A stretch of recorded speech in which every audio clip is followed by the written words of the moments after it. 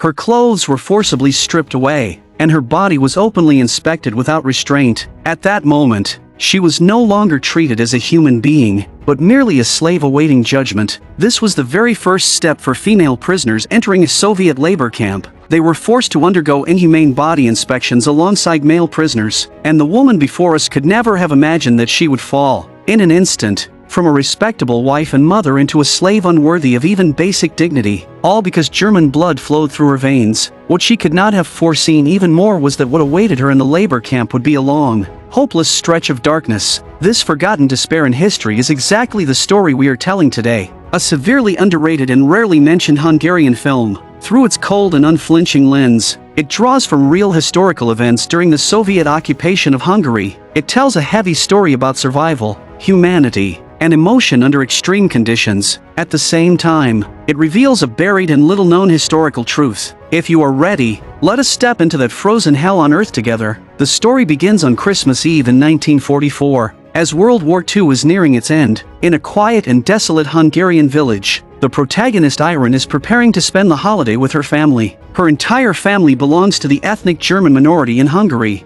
commonly known as the Swabians. As the daughter of a pastor, she believes in kindness, order, and endurance. Although her husband's fate on the front line is uncertain, she firmly believes that as long as she stays with her family and lives a good life, suffering will spare the kind. Candlelight flickers, and fireworks shimmer in the night. On this Christmas Eve, Irén makes a heartfelt wish, but this warm and fragile moment is suddenly shattered by her daughter's careless words. Apára se vigyázott. The slap lands on her daughter's face, but the pain cuts deep into Irén's heart. Hearing her daughter crying under the covers, she is filled with deep remorse. Yet even with an endless wait ahead, she is still willing to believe that her husband will return home, even if it takes a lifetime. But what Irén never expected was that the next morning, she would receive an official letter from the authorities. However, it is not a blessing from God, nor any news of her husband, but a cold order of forced conscription. The peace of her family is completely shattered by this sudden document. As punishment for Hungary's alliance with Nazi Germany, the Soviet Union begins to purge ethnic Germans from the region.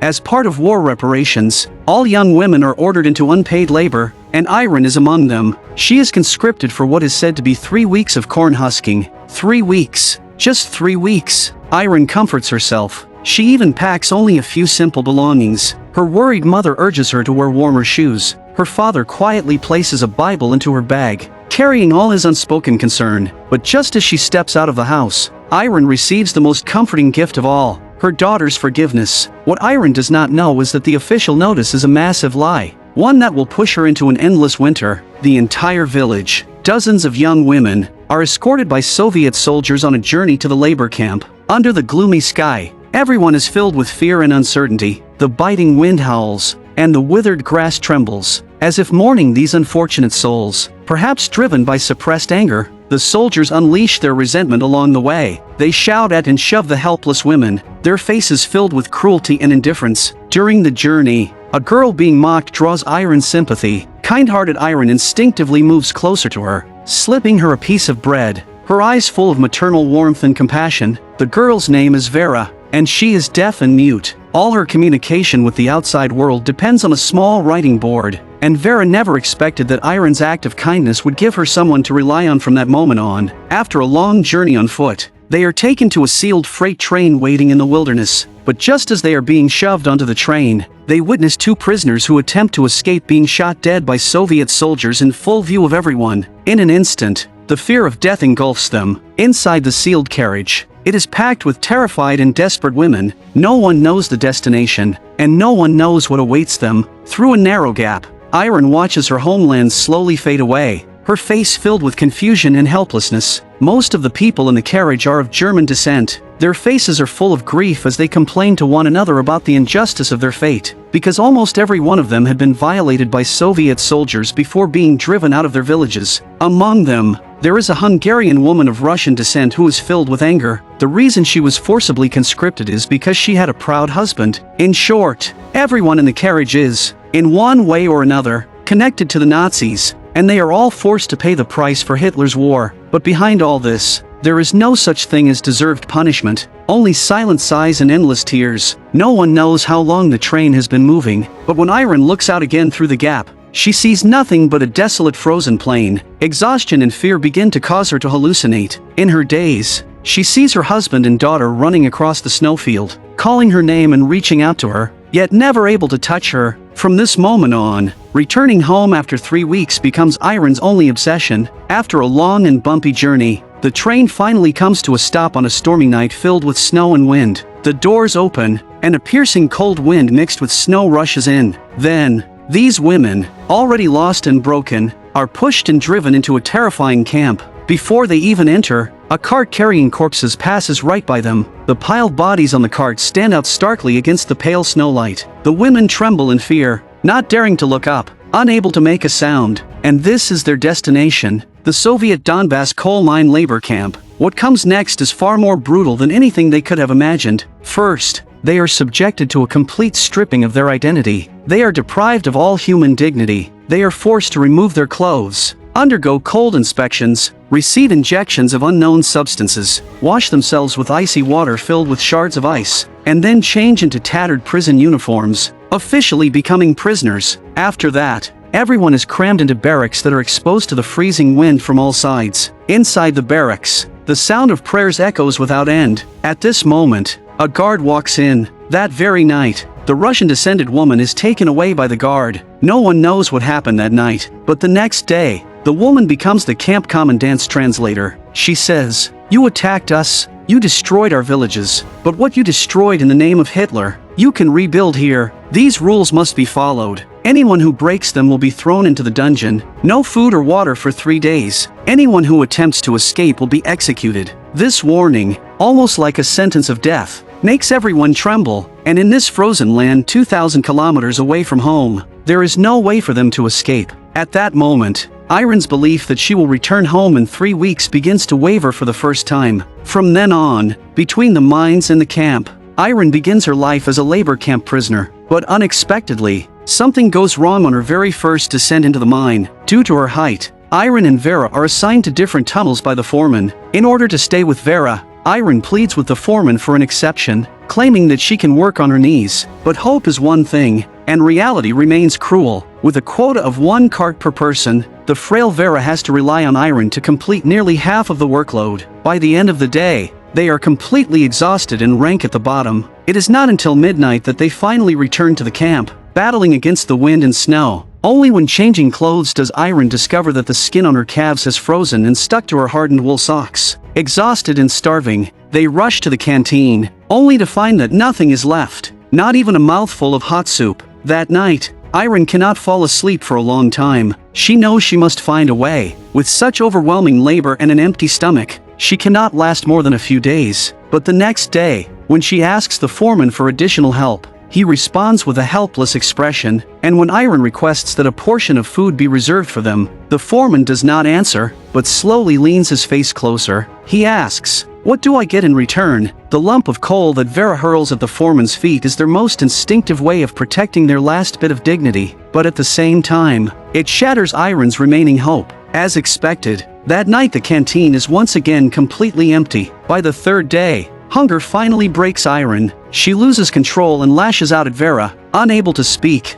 Vera can only use her writing board to express her apology to Irén. The next day, after completing her own workload, Irén returns early to the canteen. Even the thin, watery soup tastes like a feast to someone who has not eaten for so long, but she does not notice a pair of eyes watching her from a distance. At that moment, Irén also notices the man, but recalling the foreman's earlier expression, she feels a sudden tension and quickly looks away. What she does not know is that from this moment on, her fate is quietly beginning to change. From that day forward, Irén notices that small items mysteriously appear by her bedside. Sometimes it is food, sometimes it is useful items. Even a clean spoon is enough to make others envious. Under the harsh labor conditions and overwhelming workload, the fragile Vera does not last long. Within just a few days, she contracts typhus. Even so, she is not spared from the grueling labor in the mine. Seeing that Vera can no longer stand, the foreman introduces Irén to a driver who can obtain medicine for her. But faced with the high cost, Irén can only offer her wedding ring. Yet by midnight, the driver never appears. That night, they once again fall to the bottom of the rankings. The impatient guard, unable to endure the heavy snow, abandons them and returns to the camp alone. No one expects the tragedy that follows. In the blizzard, a pair of glowing blue eyes follows them closely. A starving wolf circles nearby, waiting for its prey to collapse.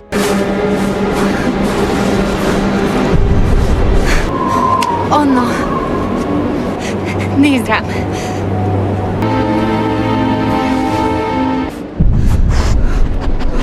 Driven by the instinct to survive, Irén runs desperately toward the camp. She tries with her last ounce of strength to seek help from the guard, but everything is in vain. Consumed by anger and despair, Irén suddenly snatches the guard's rifle. Her impulsive act results in her being thrown into a dungeon. For 3 days and 3 nights, she has no food or water, only cold stone walls and endless darkness. When Irén wakes in the dungeon, she cries out in despair, but the only response is a deathly silence. Soon, her consciousness begins to fade, and she starts to hallucinate. Hol voltál? A padláson. By the time she is dragged out of the dungeon, she is barely alive. The camp doctor walks over, pries open her eyelids, glances at her pupils, and shakes his head. He writes no prescription, only waves his hand, signaling that she should be sent to the transit station. The so-called transit station is nothing more than a hidden corner of the labor camp. It is where those deemed no longer fit for labor are left to die. There, the only thing waiting for them is death. Just when Irén is on the brink of death, the man who has been watching her from the shadows, Rajmund, appears. After asking around, he carries the barely breathing Irén back to the infirmary and stuffs a handful of cigarettes into the doctor's hands. In the labor camp, cigarettes are an absolute hard currency. For a single cigarette, some people are even willing to trade an entire meal. In the days that follow, Rajmund continues to visit Irén from time to time. One day, he somehow manages to get an apple, a gift more precious than gold. Rajmund gently places it into Irén's hand. Irén looks at the man before her, her heart filled with complicated emotions. The next day, he brings her a piece of chicken and a box of ointment. As she looks at this quiet and reserved man, an indescribable feeling rises within her. Gratitude, dependence, and a trace of unexplainable excitement. But she quickly suppresses that feeling. She tells herself, I still have a husband, and I still have to go home. With Rajmund's care, Irén receives proper treatment and rest, and her body gradually recovers. A few days later, the camp doctor brings Irén news that the war is over, and they can go home. At that moment, Irén says nothing, only a faint smile appears on her lips, as if she can already smell the blossoms of the apple tree in her yard. Irén returns to the barracks, but the entire place is empty. She begins to pack her few belongings, but at that moment, her fellow workers tell her that during the morning assembly, the commander announced they must continue working. As it is Stalin's order, her burning hope of returning home is extinguished like a bucket of cold water poured over her. She thought the suffering had finally ended, but this endless winter has no end at all. Irén slowly walks to the window, looking out at the lifeless valley, where faint wails seem to echo, as if even the heavens are mourning their fate. All her hopes vanish in an instant, yet at that very moment, a new Irén rises. The next morning, with determination in her eyes, she seeks out Rajmund. She tells him that from now on, she is willing to follow all his arrangements and accept every rule of survival he teaches her. She has only one condition, to stay alive until the day she can return home. Rajmund looks at her and nods. From that day on, he begins to teach her how to survive in this living hell. He teaches her how to roll cigarettes, and the paper she uses comes from the Bible her father gave her when she left home. Page by page, her faith is torn apart and rolled into bargaining chips that can buy her life. Rajmund tells her that 10 cigarettes can buy 1 day off from labor, 1 cigarette can let her cut the line for food, and 2 can get her extra rations. He also teaches her how to deal with the foreman. With Rajmund's help, Irén's situation gradually improves. She no longer starves or freezes, and she is no longer at the mercy of others. In the darkness, her relationship with Rajmund quietly grows. They lean on each other, becoming each other's support in this frozen wasteland. But this fragile peace does not last long. One day, disaster strikes. The mine suddenly collapses, and Rajmund is buried beneath the rubble. Irén rushes forward like a madwoman, giving all her cigarettes to the doctor, begging him to save Rajmund. Perhaps her determination moves fate, and Rajmund survives. As she looks at him lying on the bed, in that moment their eyes meet, and they both understand that they are deeply in love and can no longer be separated. That night, they exchange a box of ointment for 1 hour alone in the guard's room. they give themselves to each other. In the blink of an eye. For years pass. Irén has become a foreman in the mine. Her relationship with Rajmund has taken root in this place of despair. They even begin to dream of having a child together. Just like the Russian-descended woman who relied on a guard, planting a fragile hope of life in this lifeless land. But fate never allows them to live in peace. One morning, as Irén rests in Rajmund's arms, she is awakened by a sudden commotion outside. The fragile calm is shattered once again, but this time, it is news that makes her tremble. Stalin has ordered the release of all labor camp prisoners. Years of waiting, years of suffering, all those days spent struggling in the darkness. Yet when this moment finally arrives, Irén feels no overwhelming joy, only tears. The camp is soon emptied, leaving only the cold wind echoing through the vacant barracks, as if telling the story of all the suffering that once took place here. Before long, all the prisoners begin their journey home, boarding the same sealed freight trains that once brought them here. The Russian-descended woman also sets off with her child and her guard husband, heading home. A few days later, the train stops at the Hungarian border, but a piece of news strikes Irén like a thunderbolt, plunging her into despair once again. The land that once belonged to Hungary has now been divided between two countries after the war. This means that she and Rajmund will be separated forever, unless they choose to apply for German nationality as Swabians. With the Soviet soldiers' meaningful words, Irén and Rajmund spend a sleepless night. Rajmund says, "I cannot stay in Hungary with you, and you cannot come with me to Yugoslavia. If we want to stay together, we must go to Germany." On one side is her child, bound to her by blood, the very reason she chose to survive. On the other side is the man who shared life and death with her, the one who held onto her in the darkness. Irén must make a choice. The next day, when asked what nationality he wishes to declare, Rajmund answers, "German." At the very last moment, Irén makes the most painful yet resolute decision. Rajmund sits in the truck, waiting as it is about to depart. The vehicle slowly begins to move, and still he does not see Irén. Just as the truck is about to disappear from view, Irén runs toward it. She reaches the side of the vehicle, and Rajmund immediately reaches out to pull her up. But Irén does not get on. She simply places a letter into his hand, gently shakes her head, her eyes filled with apology and determination. Irén gives up love and chooses family. She gives up a new life and chooses an old promise. She knows that she and Rajmund may never see each other again in this lifetime. That love, forged in the labor camp where they saved each other, will remain buried in her heart, becoming a dream that will never awaken. And at last, she fulfills the promise she made to her daughter. This endless winter that lasted 4 years finally comes to an end. Irén's choice is beyond reproach. She is not a hero, she simply survived. But survival itself is a victory. This winter will forever remain in history, and for those of us who still stand in warmth,